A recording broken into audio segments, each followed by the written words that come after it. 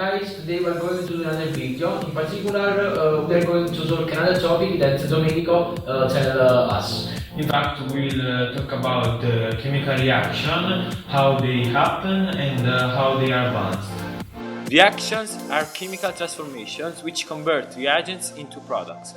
For example, during the reaction, ferrous sulfate reacting with oxygen is transformed in ferric oxide and sulfuric trioxide. As we can see, all the reagents are transformed in products. From the law of Lavoisier, we can know that the mass of reagents is equal to the mass of products. So, the number of atoms of the reagents must be equal to that of the products. We cannot have one atom of iron on the left and two on the other side, as in the reaction. You shouldn't worry, the reaction is wrong. It's simply not balanced. Every chemical reaction has to be balanced. It has to be made in a way that the number of atoms of every atom has to be the same on the left and on the right. To do so, we use stoichiometric numbers. Stoichiometric numbers, according to the law of Proust, are positive and entire numbers. They are written before the particle which we want to balance. For example, as we can see, there are two atoms of oxygen in the current reaction among the reagents, but only one between the products. This is a problem. We understand this and the reaction must be modified.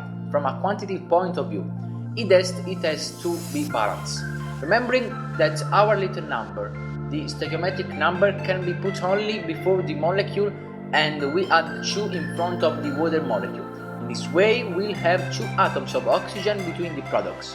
But now we get 4 atoms of hydrogen among the products and only 2 with the reagents, and we put 2 before the hydrogen molecule among the reagents. After we do this, the reaction will be balanced. In fact, we will have 4 atoms of hydrogen on the left as on the right.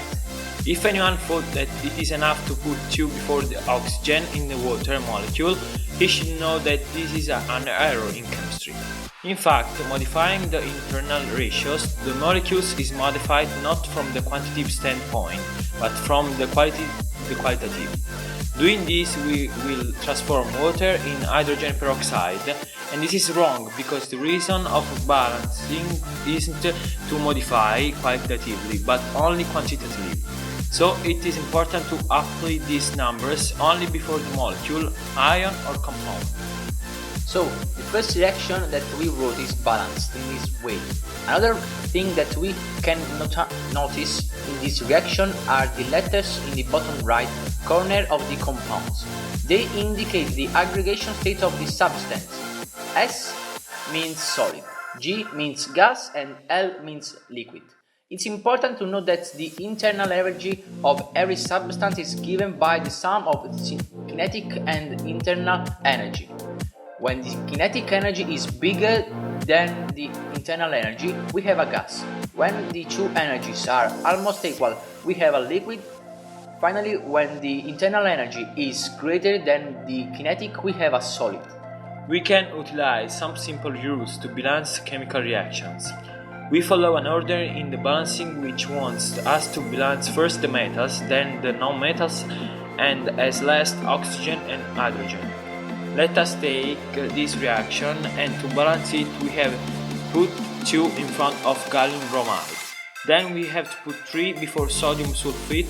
In fact, we have to put 6 in front of sodium bromide in order to balance sodium. This way the reaction is balanced. We'll show you another reaction. To balance it, we put 8 before carbon dioxide, to balance carbon. To balance hydrogen, we put 9 in front of the water molecule. After this, oxygen isn't balanced. After some tries, we have to balance only oxygen. So we put 25 before the oxygen molecule, in order to have 50 atoms of it among the reagent, which are in equal amount between the products. At last, we analyze this case with the current reaction. There are parts of the compounds which can be considered neutral groups, called polyatomic ions, which dissociate very frequently in water from the rest of the molecule. Applying what was said about the reaction, we put 2 in front of sodium phosphate, in a way that we have 2 phosphate groups on the right and on the left. Subsequently, we put 6 in front of sodium nitrate. At the end we put 3 before calcium nitrate so that we have 6 nitrate groups, on the left and on the right. Okay guys, this is general knowledge that we have to know about the chemical reaction, and in the next video we'll talk about the solutions and how we can use the chemical reaction with these solutions. Okay guys, if you like this video, like it, share it, comment and subscribe to the channel. Thanks for watching.